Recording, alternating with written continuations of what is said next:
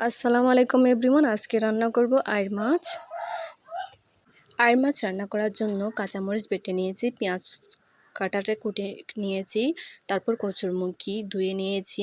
এদিকে আমি তেল গরম করতে দিয়ে দিয়েছি। এই আইড় মাছ অনেকে পছন্দ করে, আমিও খুব পছন্দ করি। এটা হচ্ছে সাগরের তাজা আইড় মাছ, অনেক মজা, একদম মিষ্টি হয়েছে। সাগরের তাজা মাছ, তাই পেঁয়াজ দিয়ে ভালো করে কষিয়ে নিচ্ছি তেলের মধ্যে। এরপর দিয়ে দিচ্ছি হলুদের গুঁড়া দেওয়ার পর ভালো করে কষিয়ে নিচ্ছি। এরপর দিয়ে দিয়েছি বাটা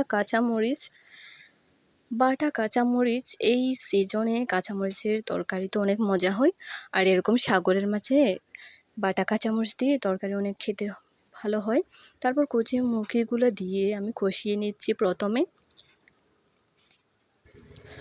ভালো করে কষিয়ে নেওয়ার পর এখানে পরিমাণ মতো পানি দিয়ে কচুরমুখীগুলো সিদ্ধ করতে দিয়ে দেব। প্রথমে এই তো সিদ্ধ করতে দিয়ে দিয়েছি। সিদ্ধ করতে দেওয়ার পর এখানে আমি আমার আইড় মাছগুলো দিয়ে লবণ দিয়ে আরও 10 মিনিট সিদ্ধ করে নেব। তারপর আমার রান্নাটা হয়ে যাবে।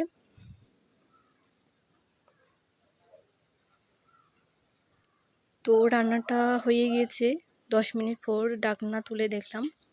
এবার আমি এখানে দিয়ে দেব বাহর পাতা কুচি। এখন চলে বাহর পাতা, ধনিয়া পাতা চলে না, তাই বাহর পাতা দিলাম।